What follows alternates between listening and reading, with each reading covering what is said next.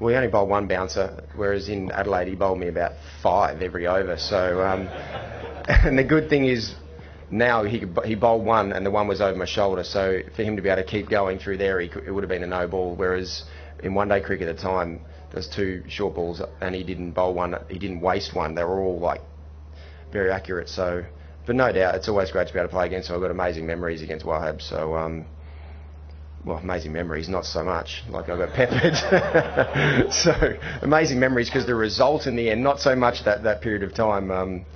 As I now know that he bowls very fast, and I didn't at the time. I didn't at the time until I faced him. If I had my time again, I wouldn't have sledged him when he was batting. That's a bad mistake. Thank you, Shane. All right, sweet. Thanks, guys.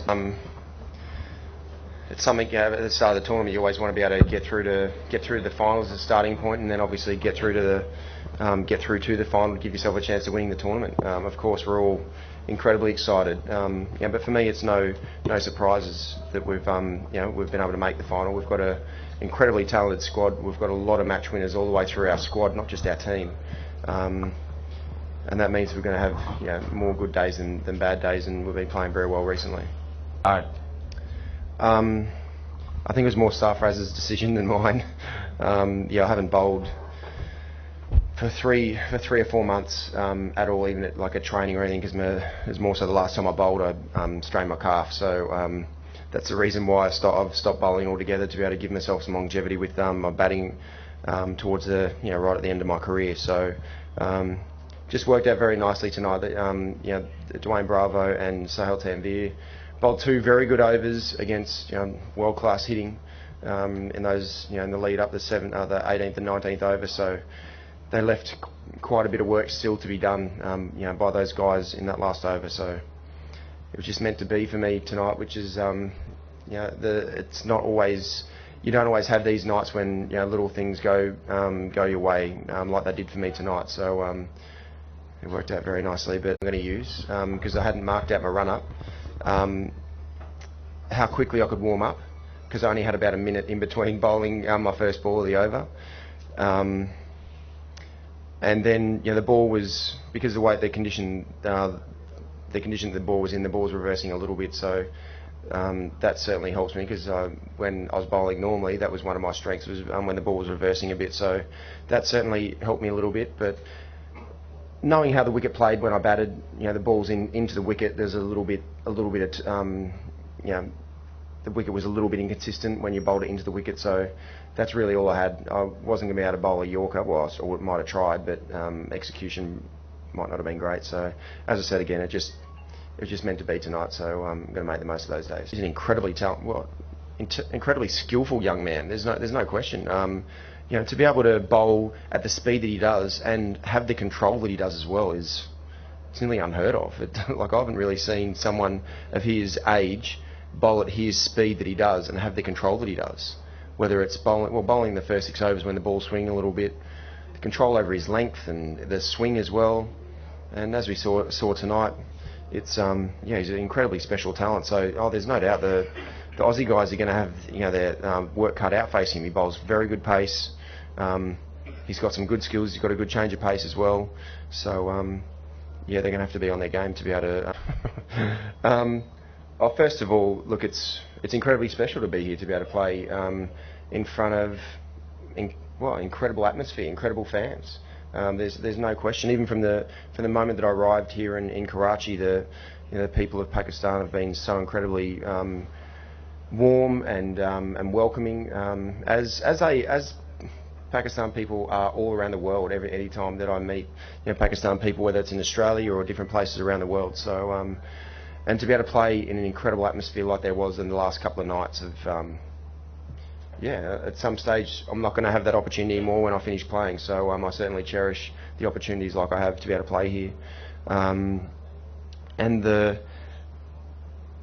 boundary hitting, I feel like I did that through a lot of my career. So hopefully it's just hanging. At the moment I feel like I'm just continuing to try and just stay at my best as much as I can.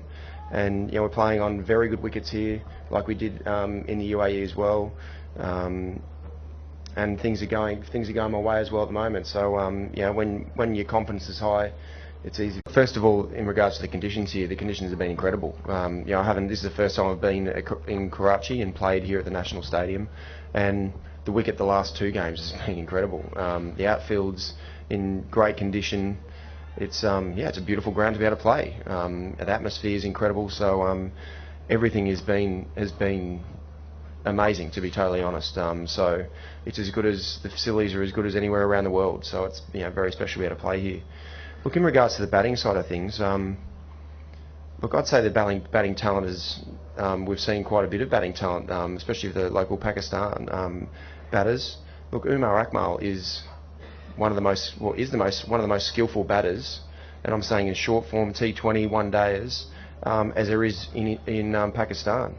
Some of the shots that he plays even tonight are something that he's got incredible skill. So for me, it's great that he's got back into the one-day squad because he is a match winner. There's no question. And you don't have that many match winners that come along in any team, in any squad, any country. And when you've got a match winner like Umar Akmal, you have to play him.